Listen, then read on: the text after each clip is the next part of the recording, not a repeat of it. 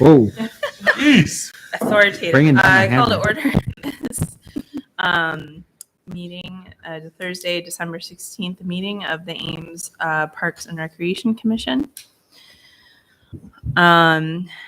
First item on the agenda is approval of the minutes from the October 21st, 2021 and December 2nd, 2021 meetings. What do you want? I'll move to approve the minutes. Okay. I will second. Motion is on the table to approve the minutes. Did anyone care to have any discussion? All scattered. All in favor of approving the minutes from October 21st and December 2nd, please say aye. Aye. Opposed, same sign. Seeing none, the motion carries. Next item on the agenda. What? If I can just say one thing real quick as we go through this meeting. So as you see, Josh was not here. We had to split today so he could go to a union meeting, and Courtney and I are here. But Katie also is not here because she was helping with United Way, the city campaign, and the city's getting an award from United Way, so that's where she is. So Courtney and I are going to be taking minutes today. So even when you, if you could help us out, Okay. say, like Jacob motion, Jeremy okay. second, Okay. kind of thing. You can go watch the playback. Is that allowed? I don't know what's allowed. Has to be contemporary. As much fun as that sounds. We are exciting people. All right. I will slow down a little and try not to mumble. It's hard. Okay. Next item on the agenda is a public forum. This is an opportunity for members of the public to speak on items that are not on the agenda. Is anyone in the audience for the public forum? All right. Seeing no one for public forum, we'll go ahead and close public forum. Next item on the agenda is the staff report from the 2021 Firmin Aquatic Center season report.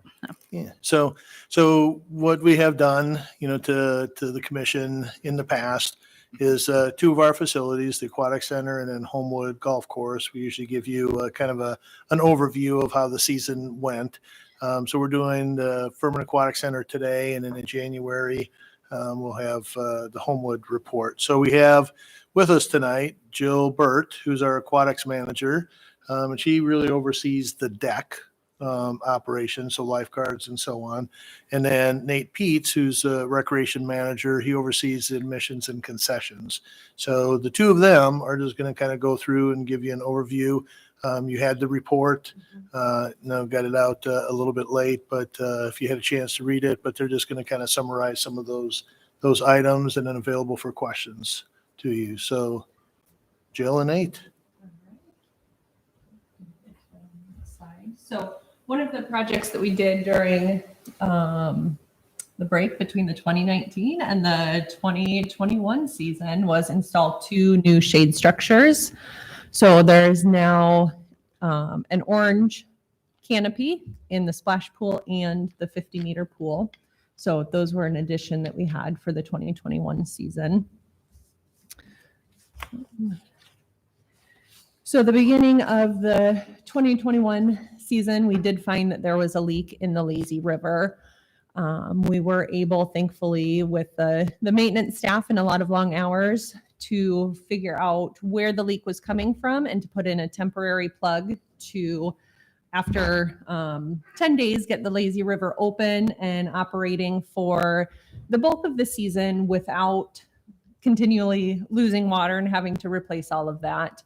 There is a permanent fix that is going to be done before the 2022 season, but we were able to make it through without leaking water the entire season and having that open. Staffing was kind of a main theme of the 2021 season. Because we were closed in 2020, we did not have as many returning staff as I feel we normally would have.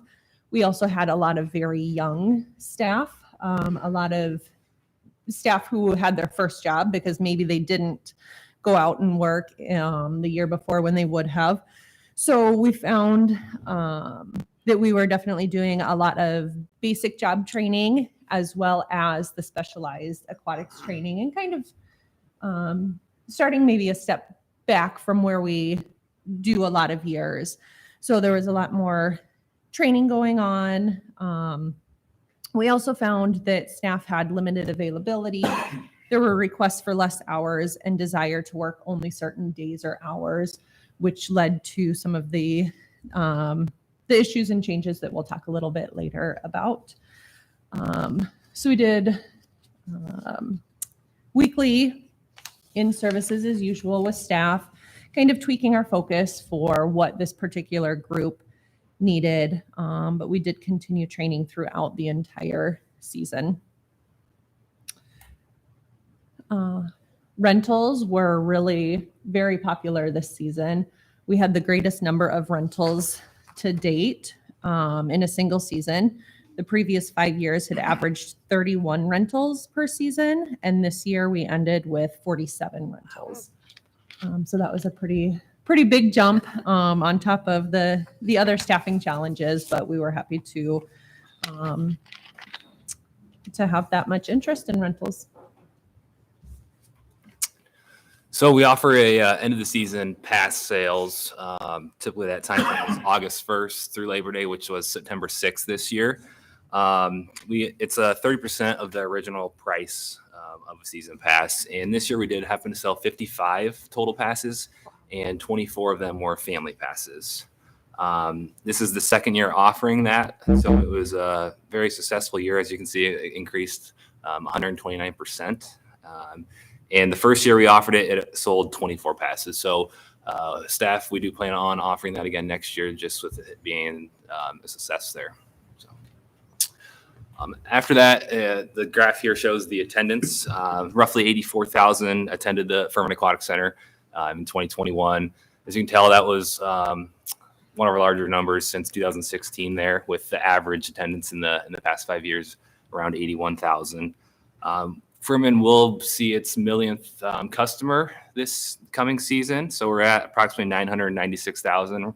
And we are working on engaging like a promotion or some sort of prize for our millionth customer. So that's going to be coming up. Balloons. Balloons and pool filters. And then concession sales this year was a record from the past 5 years. We sold just over $90,000 worth of revenue there.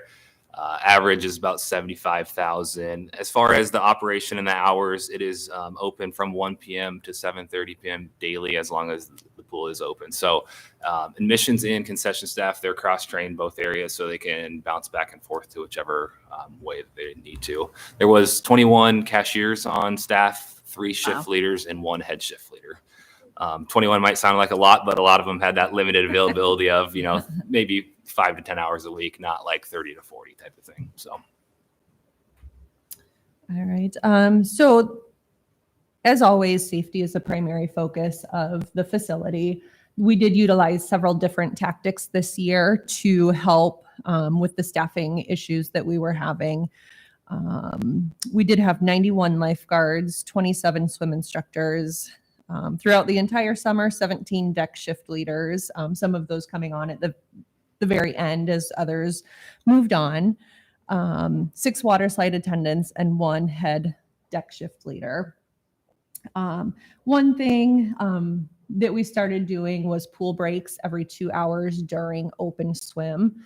And so here's a Facebook post where that day in particular, it was very hot, but we felt we were stretching staff enough that they needed some extra breaks, but it's also great for the public to be able to get out, to make sure that the pool's clear, staff to get in, cool down, refocus, and remain vigilant throughout their shift. So there were definitely days where we utilized pool breaks to help with staffing and safety. We had a 10-minute break every hour at our pools when I was a kid. So that's like, I don't know. It's good to get the kids out of the water too and to take a break. And I would say overall, the feedback was positive, and there were a lot of people that said, it was fun to see the lifeguards be able to kind of relax a little bit. Yeah. And, they got to play around in the water a little bit while another guard was guarding the guards. But yeah, it's something. So we were training and hiring until the end. We do often try to offer a July lifeguarding class. It doesn't always go because people generally, aren't looking for a summer job at that point. This year we did run a July and August certification class. And, if we could round up enough people to run a class, we would run a class and bring more staff on board. With the hopes that they, can kind of get a taste of Furman and want to return again next year and just help alleviate some of the crunch that we were under at the end of the season. And the final thing that we did was put out this amended schedule at the final week or so of the season. So I know it can be hard to read there, but it talks about how many aquatic facilities close mid-August when their staff start going back to college, start sports back up, and that Furman is one of the few facilities that is committed to staying open through Labor Day. It's always a challenge, but this year was a bigger challenge than other years. And for safety reasons, we did find that we needed to make some adjustments that final week, that we just couldn't ask staff to do more than they already were. So we put out this schedule with our anticipated closures, trying to keep open as much of the facility as we could, but not stretching ourselves to where we are compromising safety. And then the final weekend, we did have some adjusted hours to really be able to offer as much as we could for that entire time. So for example, on Labor Day, we normally close at 8 p.m., but we did close at 5 o'clock that day. And it was a hot, busy day. But again, public comment generally was thank you for being here and, appreciated what we were doing. So here's the next few slides are just a few pictures from the last day. I was out there lifeguarding. Jan, our swim lesson coordinator, was there lifeguarding. Our shift leaders were lifeguarding. That was in the mission. Yeah. I think you were there working the concession stand. So really it was all hands on deck, but it was a great way to end the season. It's always so disappointing when the last day is just kind of dreary. So amazing day to end the season. And then here's just kind of a look at some of the differences. Every final day of the season, we schedule staff about 1 hour beyond closing where we clear the deck, move all the chairs, and then we take a staff picture. And then the staff get to enjoy the pool for, usually it's about 10 minutes and they're ready to go. But we let them be the last ones to use the facility. And here's just a look at 2019 on the left versus the size of staff that we had left working that final day of 2021. There were some 15-year-old staff as well that worked that day that hit the limit of what they were able to work that we had to send home and didn't make it in the picture. But an admission concession, I think. They got done earlier than the deck side, so no admission concession staff in this picture either, but just kind of a comparison of those. And then just a sunset on the pool. It's looking pretty quiet today, and if you drive by, you'll see that the play structure and the beaver slide have been removed from the splash pool for resurfacing. So we're excited to have that color and vibrancy come back to those features for 2022.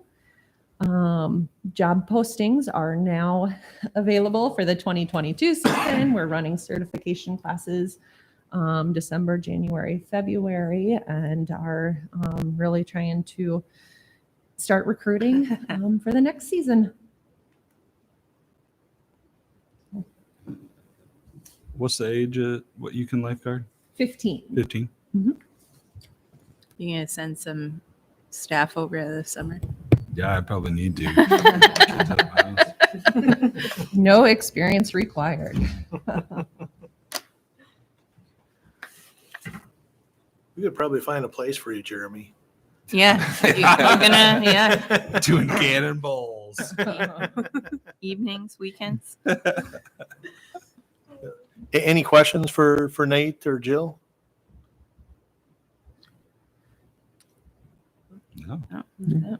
I would just like to. Thank you. Yeah, Yeah, thank I you. would just Great like work. to thank Jill and Nate for all their hard work, and it takes a lot of time. And as you heard throughout the report, because of some of the staffing issues, they were out there probably more than what they have been in the past and things. But again, it shows their dedication, their commitment, and their passion for what they do. And obviously, like Jill said, there aren't a lot of pools that are open until Labor Day. And some just close down, and they say, oh, it's hard to find staff. So we close down, and that's it. That hasn't been our philosophy. So we really appreciate the work that these two do to try to keep us open as much as we can, through Labor Day, and the public really appreciates it. Yeah. I think just your usage trends really show how much this summer was people trying to get outside as much as possible and have as many of their activities outside as possible with the rentals and the concessions. And I think that's really reflected in your attendance numbers. So, yeah. So one of the things, that was in the report was a survey, and there were some things that they touched on. But generally what we do is we do draw for passes. So for anybody that This is my time to completed the shine. survey, whoever completed the survey, their name gets put in here. So the first one we'll draw for is I told a Sarah family she could pass. Close the eyes.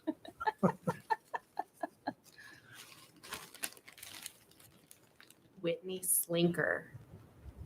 Yeah. Awesome. That's easy to pronounce. Yeah, I know.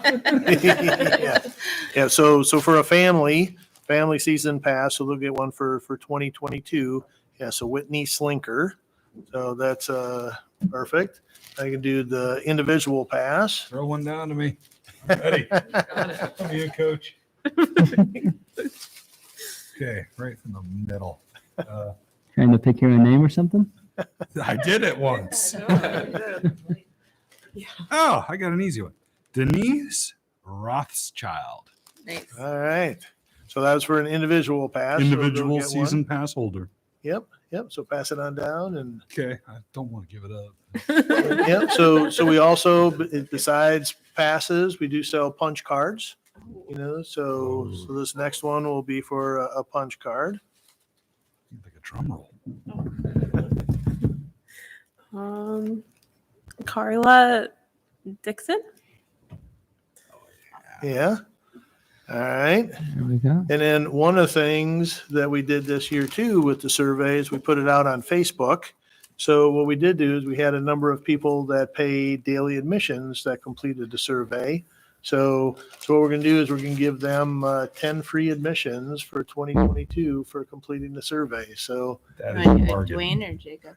it's up to you. Okay. Oh, man. You got the Dwayne, bag. you're sitting down there by yourself. Don't screw it up. Screen, I figured it out finally. Trying not to grab two here. This is the one that I got. All right. Elise Scott? Shown? Yep. Okay. At least shown. All right. Nicely done. It's hard work. Name picking skills. Perfect. Awesome. Well, thank you so much. So what we'll do is we will reach out to those 4 individuals and get them their passes for 2022. Awesome. And thanks. Congratulations and Yeah. way to fill out the survey. Thanks Yeah. to everyone who filled out the survey Yeah. and who Yeah. came this season. And thanks to our staff for Making keeping all the it kids together smile. in a busy, Yeah. crazy year. So awesome. Thank you. Any more discussion on that? Nope. Next item on Thank the you so much for coming in. agenda. is an update regarding the indoor aquatic center. Yeah, so so at her We're done. at the December 2nd meeting, I think we touched on a couple of these items, but on November 23rd, we did go to City Council. There were 6 items that we wanted to share with council. 3 we were asking them to take action on, and 3 were just for informational purposes. So the first issue that we gave to council, which we were looking for direction on, was the project delivery method. So kind of the traditional project delivery method is you'd have a architect do the design, you put the bid out, a general contractor bids on the project, and then they hire all the subs and they do the project. One other way to do that, you could use that same thing, but to help the owner, the city in this case, you could hire a construction advisor, somebody that has more expertise in the construction field. They could help with design, during the design phase. And then when construction's happening, they could really be out there, not every day, but they'd be out there more often than with just a general contractor that staff could be out there. So that was the second option. The third option was going with a construction manager. And construction manager is you hire a firm. In this case, it could be Story Construction, Henkel Construction, White. There's a number of different firms that do the construction management. But what it is generally a little cheaper than if you hire a general contractor for that. But what happens is you ask the construction management firm for pre-construction services and then also construction services. Pre-construction services, they would be part of the design team. And as we go through schematic design development, and construction documents, after each one of those phases, the construction manager would bring in outside experts to help them look through those documents and get cost opinions developed, and so on. And then when the construction aspect of it starts, then they would be on site. They'd have a superintendent. There'd be some other staff and so on. So the staff's recommendation for council was to go with a construction manager, and city council did approve that. So what we're doing right now is we're working with purchasing. We're putting together an RFP, which is a request for proposals. Putting that together. We're hoping to take that to council on January 11th at their meeting and approve the RFP, and then we get it out on the 12th, and most likely the first meeting in February we would try to award a contract. So that was the first item. The second issue that we had was regarding design. So with the architect. So part of the Healthy Life Center, we contracted with RDG Planning and Design, and they put together some conceptual designs for the building and so on, and aquatics and all that type of thing. And then when we were needing to submit the application for the reinvestment district program through the state of Iowa, again, they kind of took some of that information and we contracted with them, and they put together that conceptual. So 2 options that we gave council. One was they could just waive purchasing policies and award a contract to RDG. The second option would be to develop an RFP for a competitive process, for design services, which would take longer and so on. So there too, council directed staff to put together a scope of services and start negotiating with RDG. So the goal would be we want to get the RFP for the construction management firm out first. Then we'll start negotiating with RDG, and the hope would be is that we would take both of those contracts and award them at the same time. One for a construction management firm and one for the architect. The third issue that we wanted to go through with them was in regards to the building itself. And as you know, initially council approved a 2-story building, about 46,000 square feet, something like that. And the second floor had a walking track and the multi-purpose space and so on. So one of the things when we went to Stecker Harmson this past summer to try to get a better estimate, cost opinion on things, we asked them to look at, it's like, well, what if we did something on the first level? We didn't do the second story. And they came back with the option. We could do a walking track, some multi-purpose space. We'd probably wind up saving about $800,000 by doing that. Now, what that does is it would be in the area to the east of the building with what we had planned. And that's where we said, well, we could do some future expansion later on. But one of the issues with it is parking.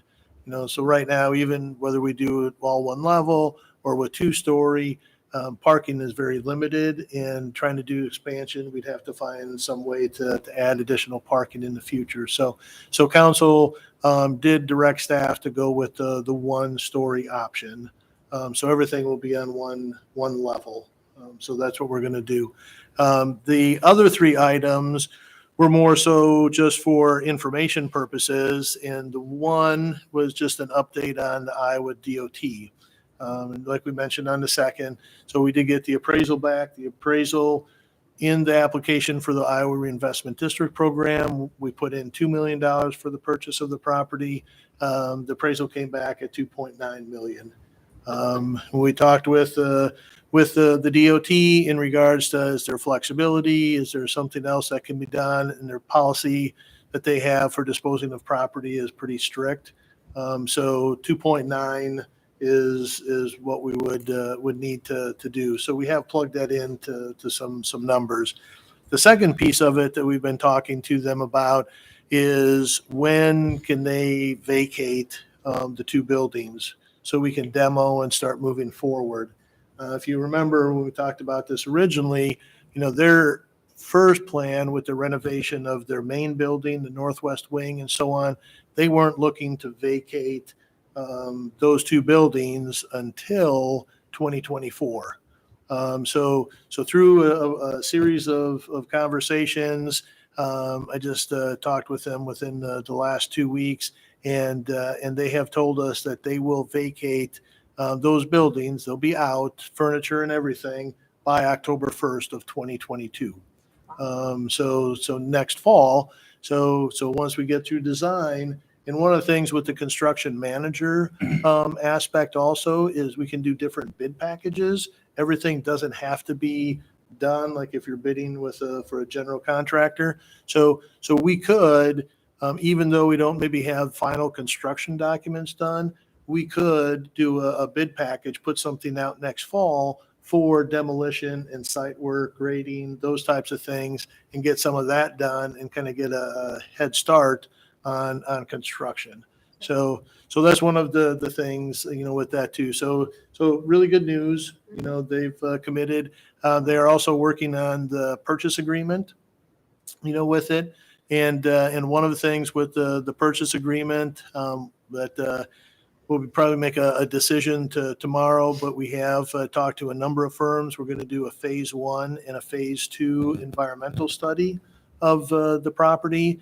And then also the other thing that I've had conversations with the DOT on is about the buildings, asbestos, lead piping, and so on.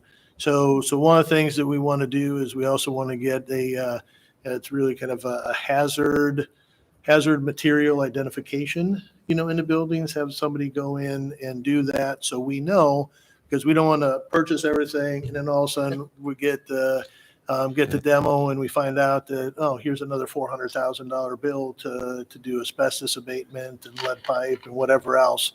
So before we finalize a purchase agreement, we want to have all that information, and then we'll see what kind of negotiating we can do with the DOT in regards to that. And we've already told them, hey, if there is some mitigation that we have to do, we don't feel we should have to pay that on top of the purchase price.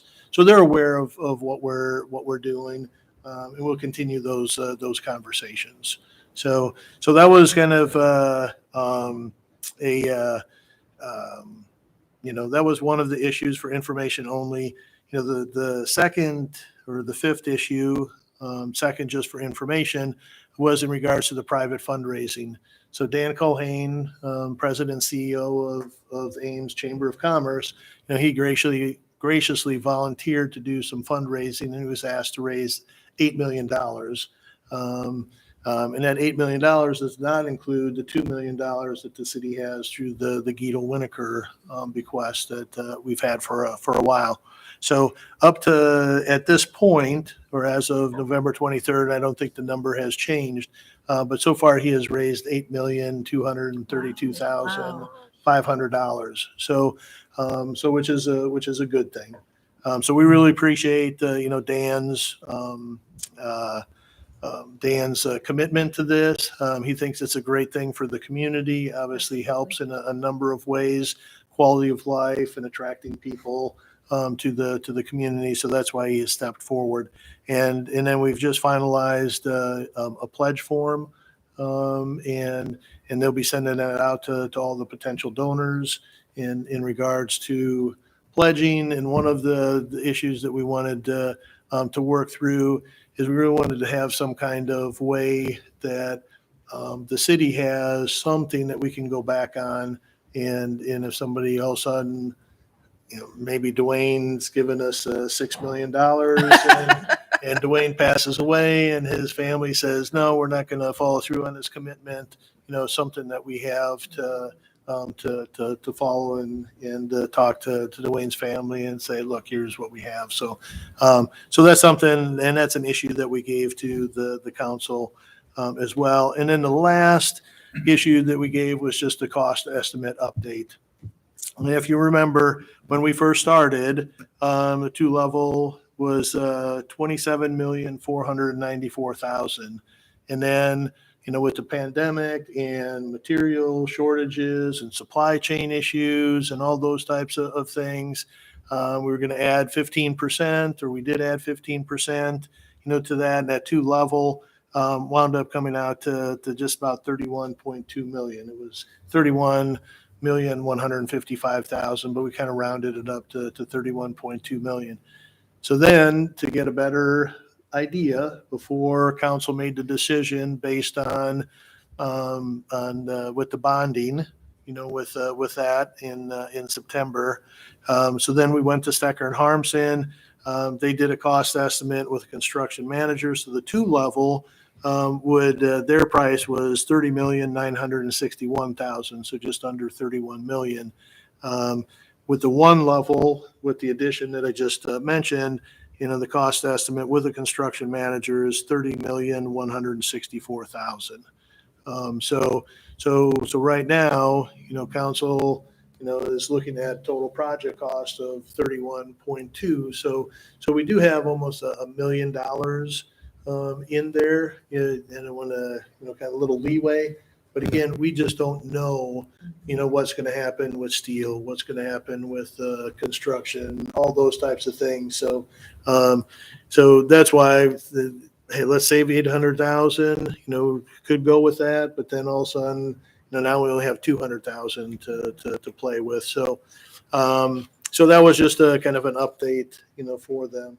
But those are the last discussion with council were those 6 issues. So just wanted to I know we maybe have touched base on some of these, not all of them. So any questions on any of that information? So with regards to any potential environmental remediation in the purchase contract with the DOT or with the state or however it works, will that include you will remediate asbestos or lead, or how? We don't know yet. Oh, okay. Yeah, we don't know yet. What we want to do is we want to know the information. We want to know what's in there, what we may have to abate. And then we can have those final conversations regarding the purchase agreement. Okay. So again, we may find that because they have done major renovations on both those buildings and they have done some asbestos abatement. Did they get it all? Did they get most of it? Yeah. We just don't know. So we just feel it's our due diligence to make sure that we understand what we're getting into with those buildings. Yep. So to be determined. Nope. Yeah. No. Any other questions? Comments? All right. Okay. Thanks, Keith. Next item on the agenda is a presentation regarding the downtown plaza design. Yeah. So with this,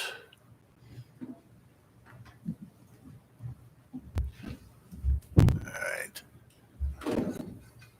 I don't know why, that one. Hey, Jill, do you want to see if you can just maybe get that flip. screen down Yeah.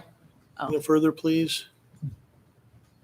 No, there's just to your right, there should be something that will get down, I think. Nope. Oh, that's that one.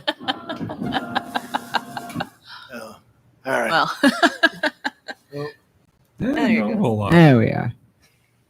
Okay. So with this, with the downtown town plaza, we've been working hard. We've been making some changes. We've been trying to get through everything. So just wanted to give you an update. So there are, and I'll just show you, and even on some of these slides, everything isn't shown the same on every one of these slides because we're still kind of working through things. But one of the main things with this, so again, here is the ice ribbon, which will be right here. And then this section right here will actually be ice as well. So if you're kind of going around, you need a little bit of a break, you can always go in here and you have a smaller area to kind of just skate and so on. The water runnel will start up here and the water will flow through this runnel and have other pictures. And then it will culminate right here, which will be a spray pad. It'll be bubblers, leapers, misters, just a variety of things. The building is right here, and we'll go into show you that a little bit more. But one of the main changes, initially, we had this art piece was going to be over here to the north of the building.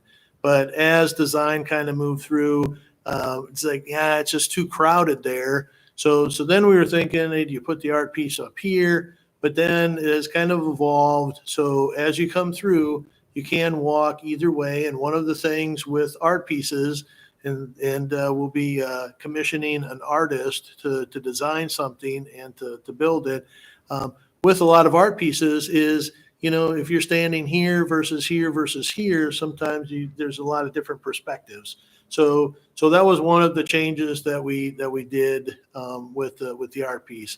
We will still have food trucks down here. There will be just a raised concrete stage for 2-3 piece ensembles. Kind of a main entrance, again, looking to the future that ties into the downtown, right here. And then obviously you'll have an entrance coming in off of City Hall. So that's kind of just an overview, of it. So one of the things that's happening as well is, again, this is a parking lot right now. So all this parking is going to go away. So what the city has done is they have purchased, this north of 6th Street. And come springtime, that will be converted, or a parking lot will be built there.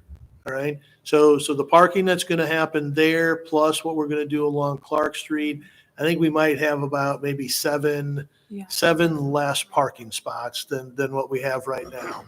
But so this will happen here north of 6th Street. It's kind of between the house and the church, that open space right now. And then here, there will be some angled parking that's going to happen along Clark, right here. Initially, there was going to be a median in the middle, and that's where the drop box was going to go. But through a variety of conversations and stuff, it's like, boy, more and more people paying online. How many people will continue to use a drop box? Right now, there still is a lot of people. So actually, this spot right here, people will be able to pull in. There will be a drop box right here. They pull in, put their stuff in the drop box, they back out and go on their way. So that way it just opens up the street. You don't have that median. One of the other things in regards to parking is down here along Fifth Street is this is actually going to be back in angle parking. So it's something that, if you go down to Des Moines, you'll see some of that in other places. So this is part of the project as well. But that parking lot north of 6th Street happens, then we'll start construction on the plaza. Is the parking further down Fifth Street just gonna stay how it is? Yes. Okay. Yep. My only gripe about that is it's confusing to have it back in for one block and then it goes back to regular angle. Yeah. I don't know. Yeah, and one of the things, with this too, is if people are coming down, if they're bringing the kids, they have a stroller, they have other things, Yeah. they back in, they can unload it right into That's right true. to the sidewalk, versus if they're over here, they're unloading into the street and then have to cross. So that was one of the things that was talked about as well, with it. Okay. Wrong direction. All right. So then do you have, the ice loop? Again, in the wintertime, ice. In the summertime, obviously no ice. One of the questions that was raised, well, do you want the ice area to be a depressed area in the concrete and have a curve and then you make your ice? Or we said, no, we do not want a curve. We do not want any depression. We want everything flat. So then in the summertime, then in the summertime, we can easily transition to, putting tables, chairs, maybe ping pong table, different things. This green area will actually be artificial turf. So we won't have to mow it, maintain it.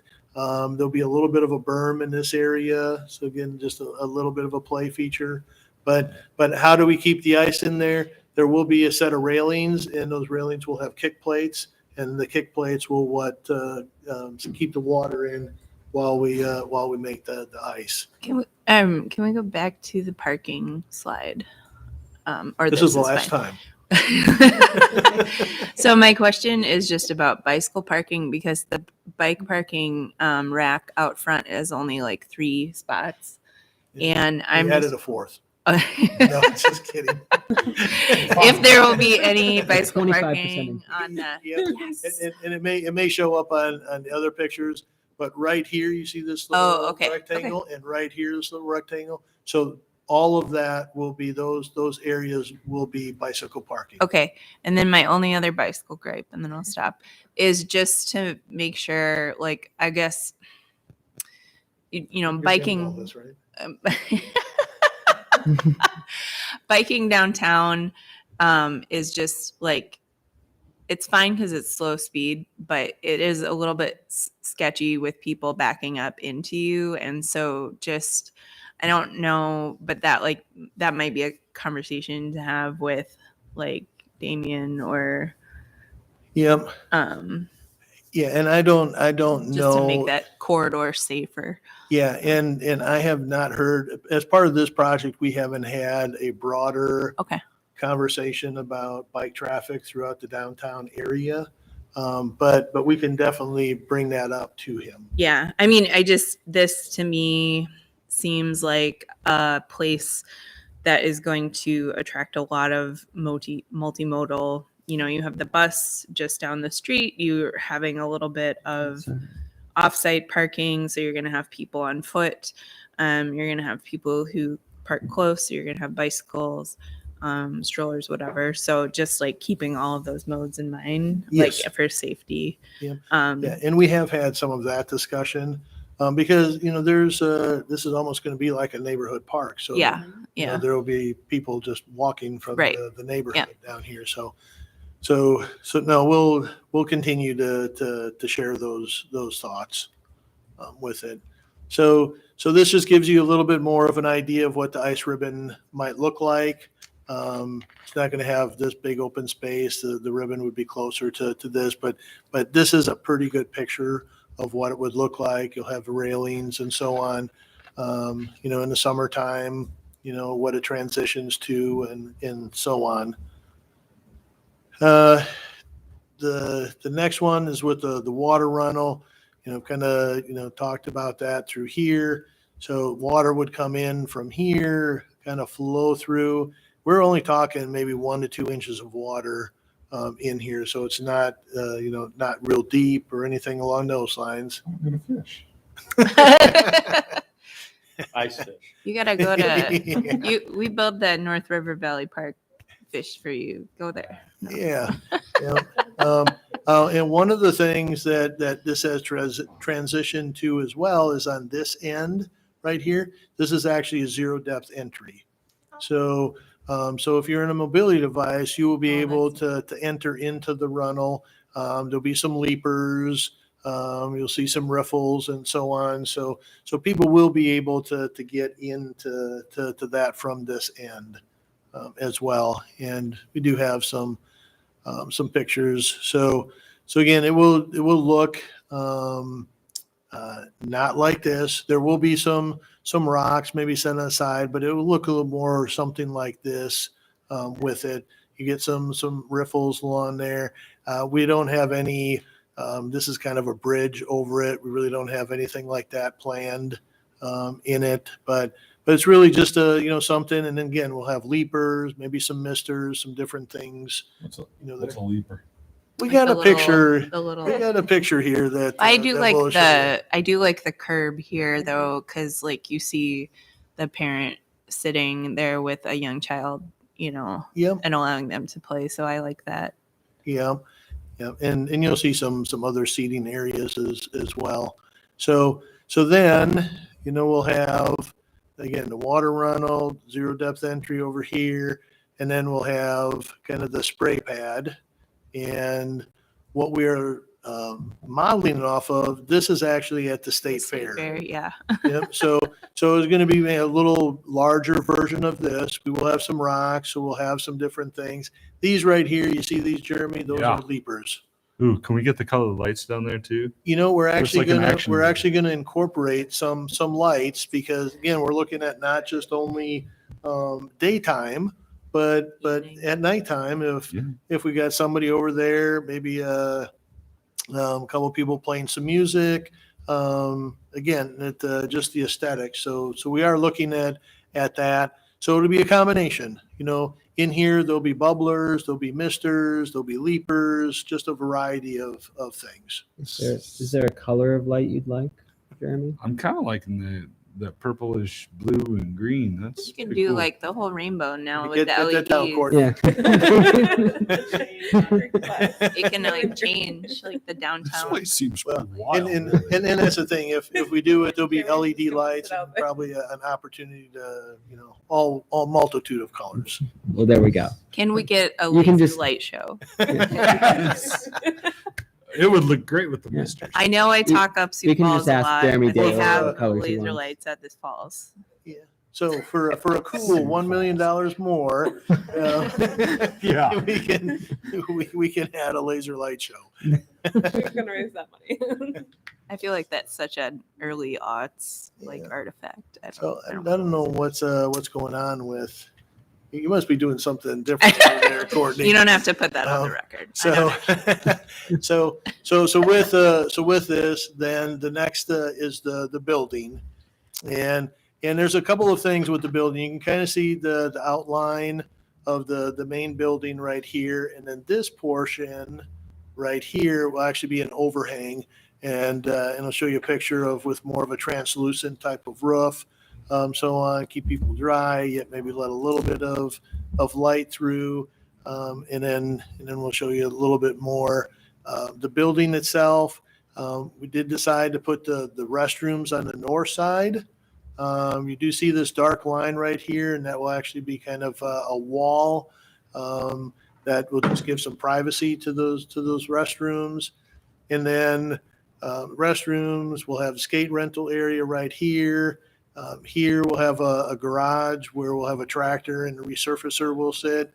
Back here, the ice skid for making the ice. And then in here will be the aquatics equipment room. And then over here, there's a little mechanical room as well. So that's kind of the makeup of the thing. And then on the back side right here, there the condenser for making the ice will be in. And if you think of, air conditioner at home, something big, 4 of those will be put together as part of that condenser. So there will be some screening, that will happen as well. So in regards to it, here's kind of those translucent panels, and the overhang. What we're looking at for some of the building is it's kind of a textured concrete, with it. And then what it would do is this shows it stained. So it looks a little bit more wood-like.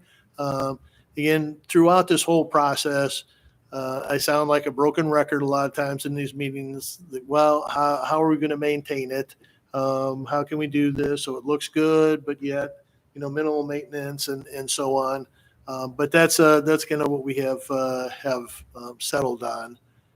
This gives you a little bit of an idea of what it would look like. Again, the overhang, we'd have seating here, the splash pad, spray pad would be right here. Here's our skate rental area, restrooms, and so on. It gives you a little bit. This is kind of looking from the southeast. Again, skate rental. We would have our garage, right there, and then, with the seating, it's just a variety of places. So along the Runnel here, we're looking at a couple of cutout areas and doing some different type of seating. Again, we'll put in throughout here, there'll be benches, different type of benches. Under the overhang, we'll have a variety. We'll have some different types of tables. We'll have some chairs that could move, some chairs that don't, and so on. So try to provide as much flexibility. We'll have some swinging benches. So this kind of gives you a little bit, we'll have some of these things, maybe with some umbrellas. This picture right down here that Courtney is hiding. Why would she hide that picture? So with that one, it shows kind of There you go. hey, there you go. Is a kind of more of a cafe style table, something a little higher with that. Some different types of benches.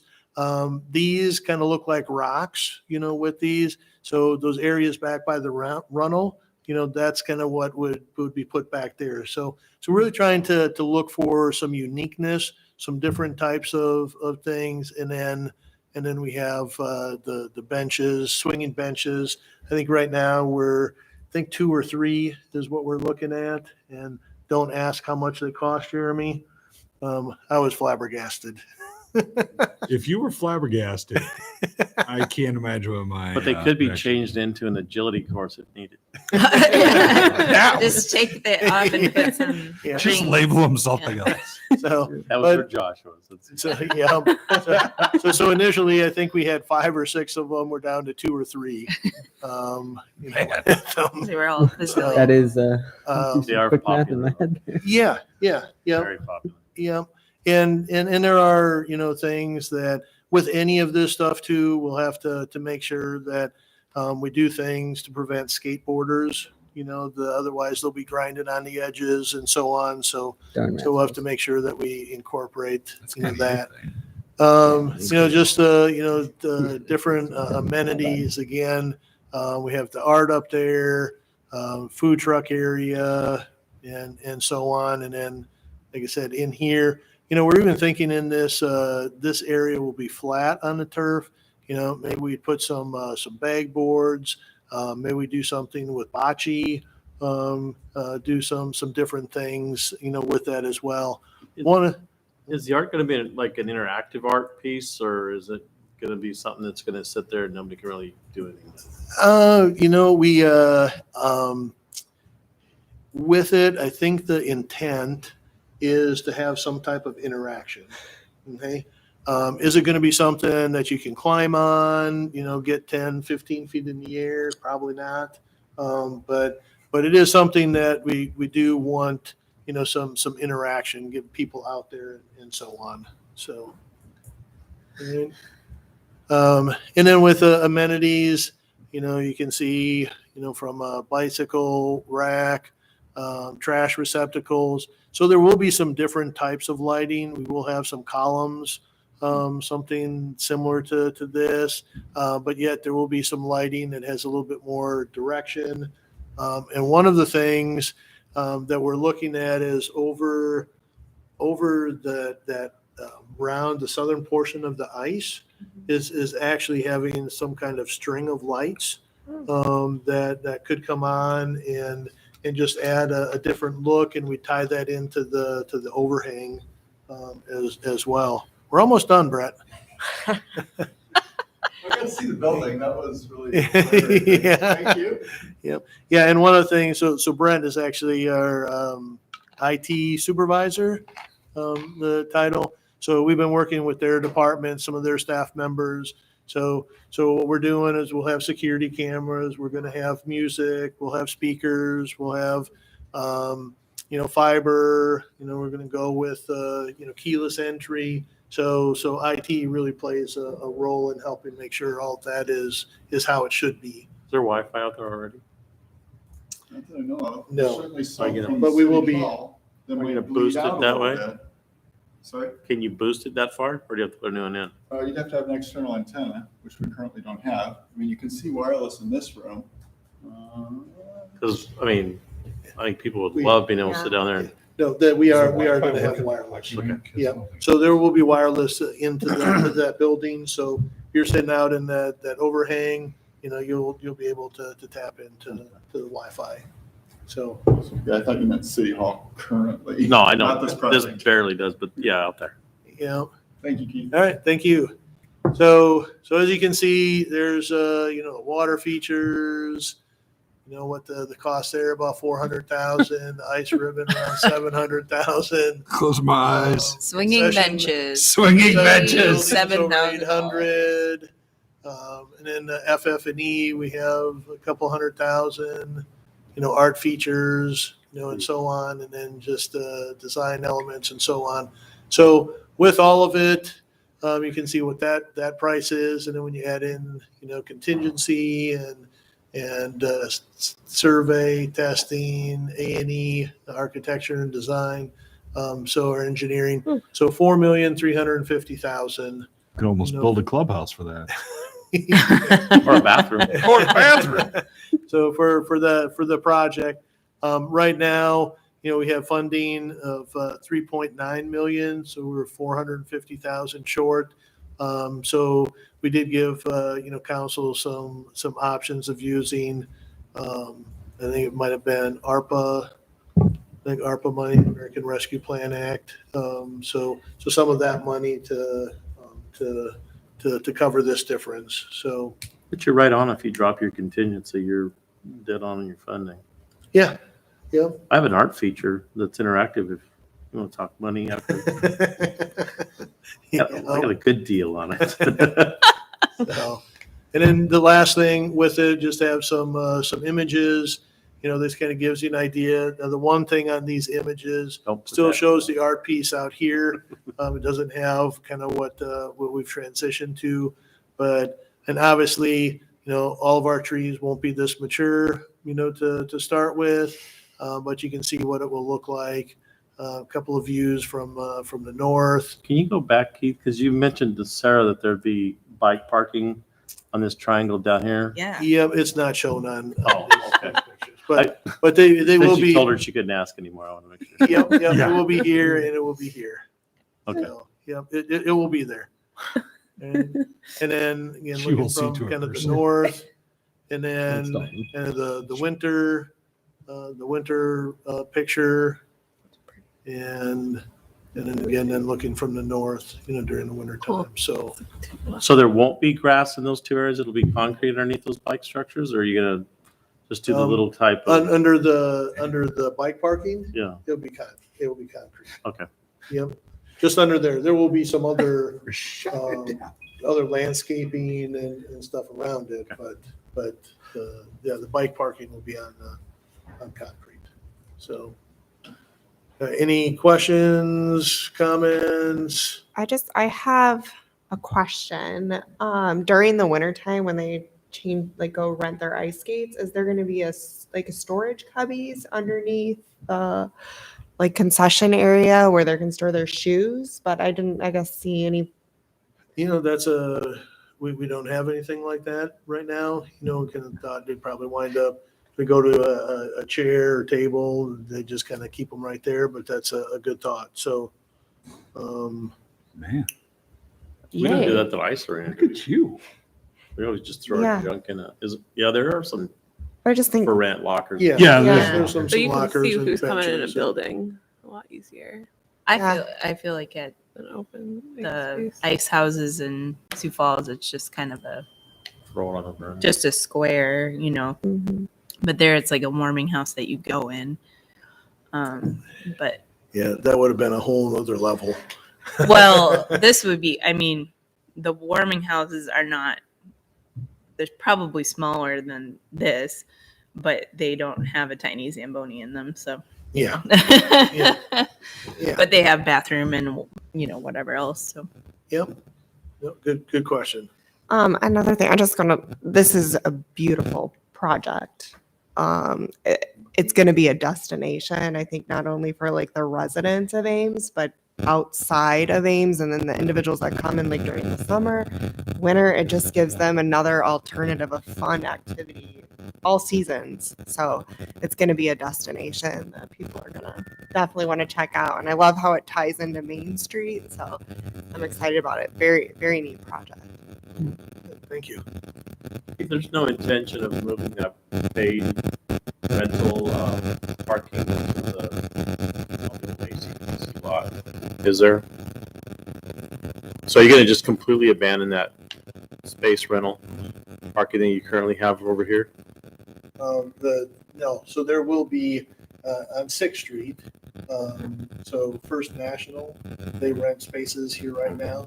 They will have spaces. So you over are there gonna move to that over there Yes. with it as well? Yep. And that was through conversations with the bank, that they still wanted some of those. So they will be over there now. Okay. Yep. And like I said, I think the net is about 7 less spaces with the change. And then are there spaces going to be a certain time frame, like no parking in these spaces from say 8 to 5 and then it's open? That I don't know. That would be a Damien question. Okay. I can find out if you. Because if we have evening activities and the bank's closed, sometimes I think people get confused at Oh. that pay parking over by the library that, can I park here or can I not park here? Oh, yeah.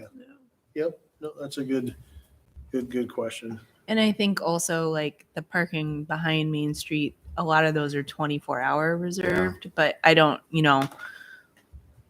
making sure that whole lot isn't 24-hour reserved so that, some of that parking's available in the evening. Yeah, like down there by the Grove, that's all 24 hour Yeah. and you get nailed. Yeah. Yeah.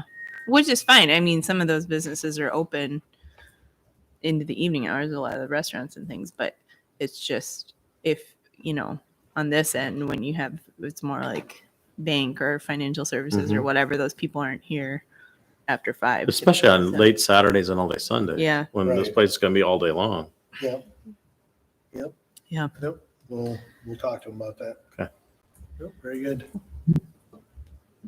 All right. Any other comments on that? Next item on the agenda is the Parks and Rec Department's fiscal year 2022 to 2027 capital improvements plan update.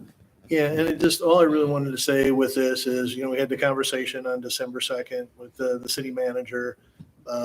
We actually, as staff, have a meeting with finance and the city manager on Monday.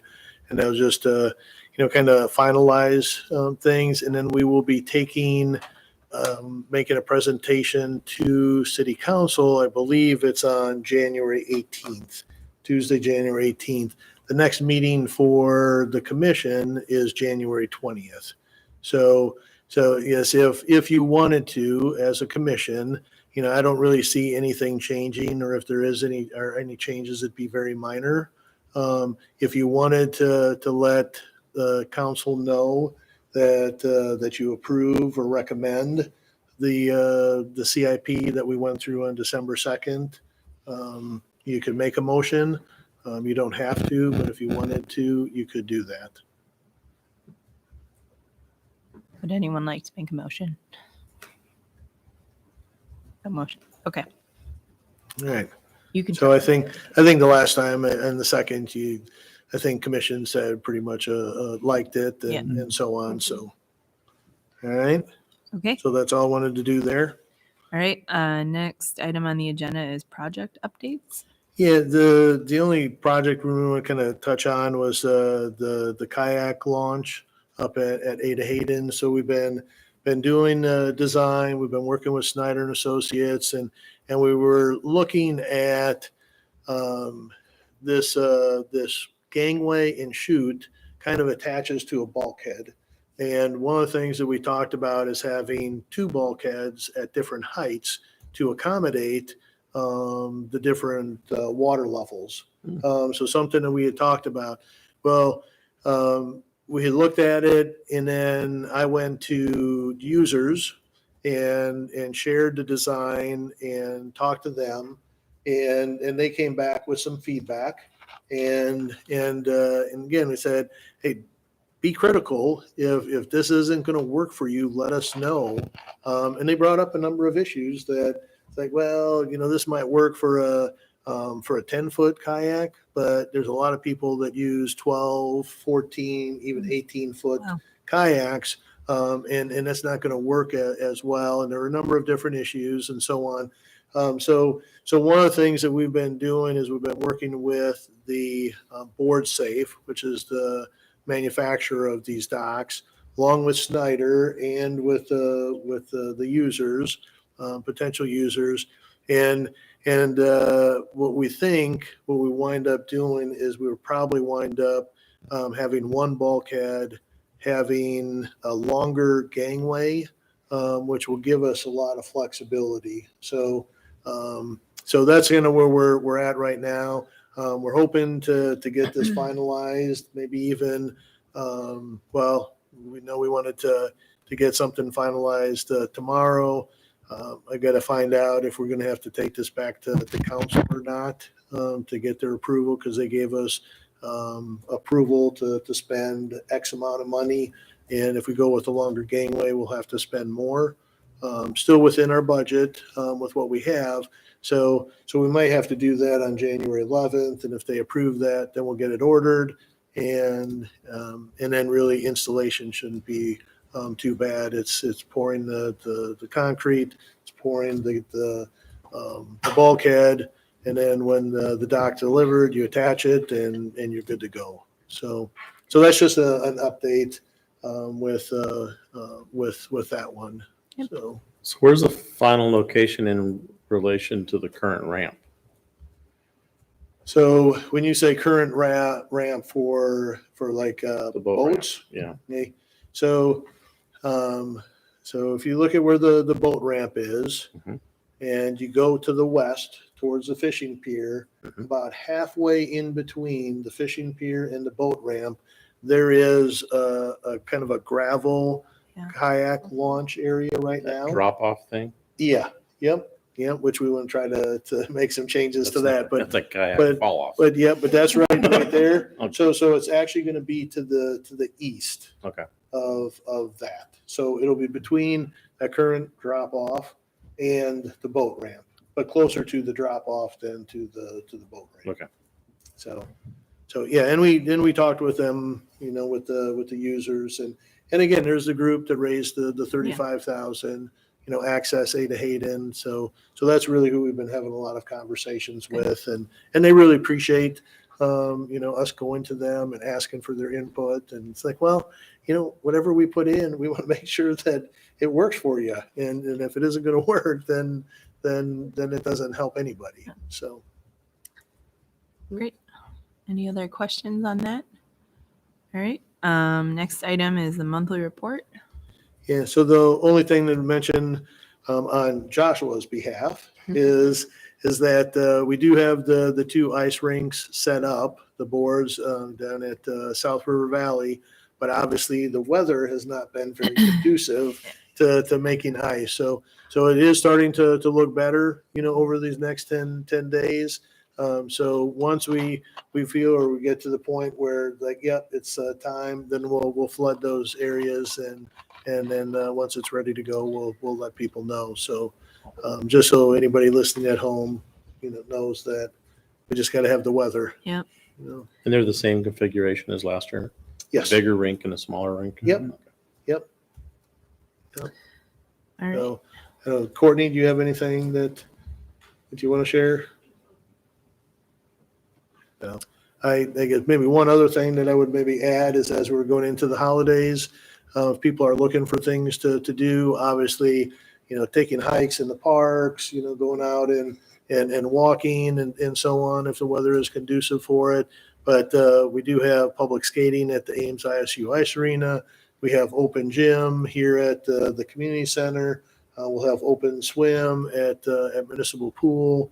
So and just keep looking. We have the weight room, cardio room, drop-in activities. So those calendars for each of those facilities can be accessed through our website, and it'll tell you exactly all the information that you need, what times they're available, what the cost is, and so on. So again, as always, even though it is getting colder, stay active, get out, enjoy, participate in all the activities that we have. Awesome. Next item on the agenda is commission member comments.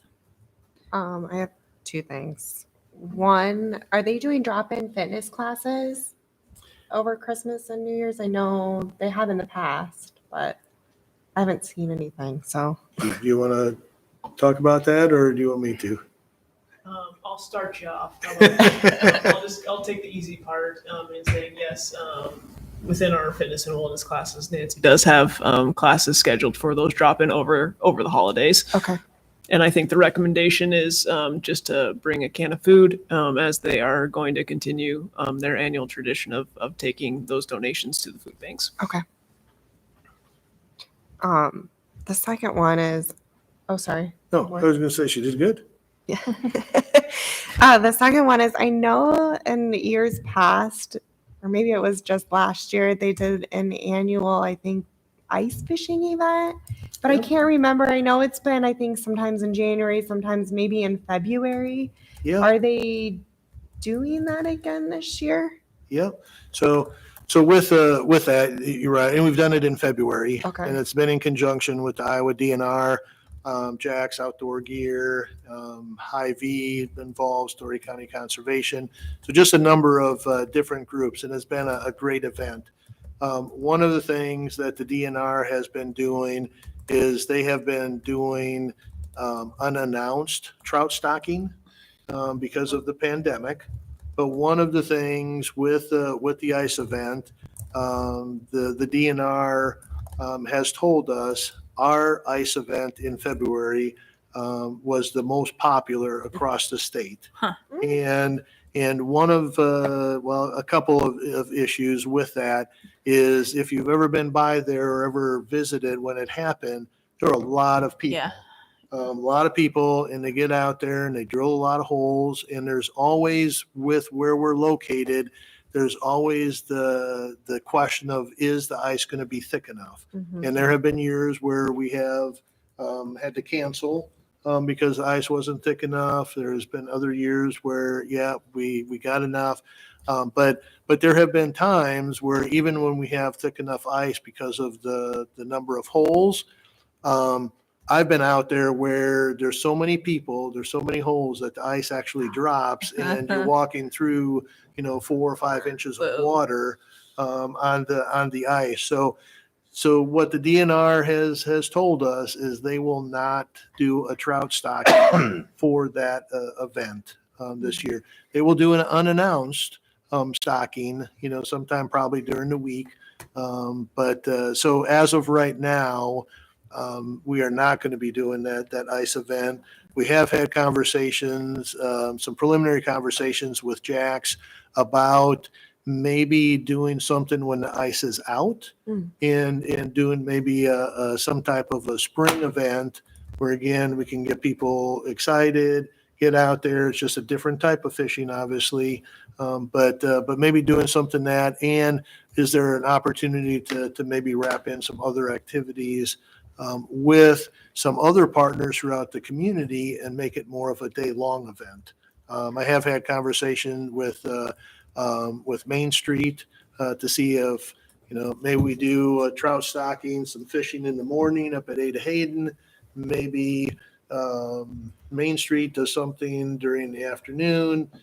Maybe there's something out, at the winery, some music in the evening. So those are some things that we've talked about, but don't know if that will materialize or not. But that's the Okay. So no ice event this year. Okay, sounds good. My commission member comment is from a community member, aka my spouse, requesting a trash can at the west trailhead in Emma McCarthy Lee Park for dog poop bags. West Trailhead, Yeah, the parking lot when you just come down the hill. right by that kiosk. Yeah. All right. Any other comments? This is any other list you want to give to the same? Put them out there right now. I had a question from some of the people who put on the triathlon. Yep. And next year they're talking about having food trucks and or an alcohol vendor out there that the alcohol would be given to the participants, like a tear off bib where you can tear off 2 tickets or something to that effect. Is there anything they need to do special this year, this coming year? So with it, one, alcohol is not allowed at Ada Hayden, and that is something that the commission doesn't have the authority to do anything. Council would have to do that. Yeah. Okay. So one of the things we were actually going to, we were wanting to bring just the date and the request. We wanted to, I think, bring it in October, and then in November, and then we were going to bring it today. And we just haven't had a lot of contact. I know Joshua's been trying to contact that group, and they don't, get back to them. So as of right now, if that's something that they want to do, they need to get in contact with us ASAP and have that conversation. Now, I will say, I don't know if, I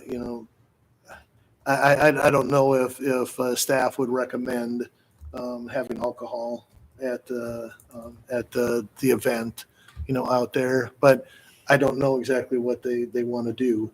Food trucks, I don't think are an issue. The alcohol would be more of an issue.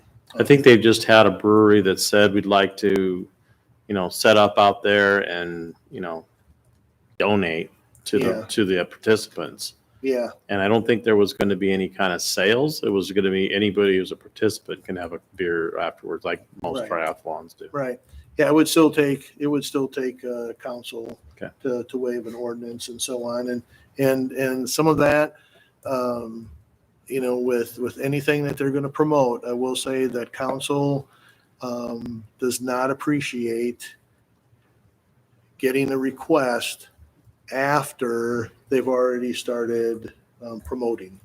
Because I've sat in many council meetings where it's like, well, council member will say, you're coming with this request, but I've already seen that you've been promoting this event, for a month or 2 months and so on. So with any of things, and that's what we really wanted to try to with the triathlon is get this stuff done in the fall.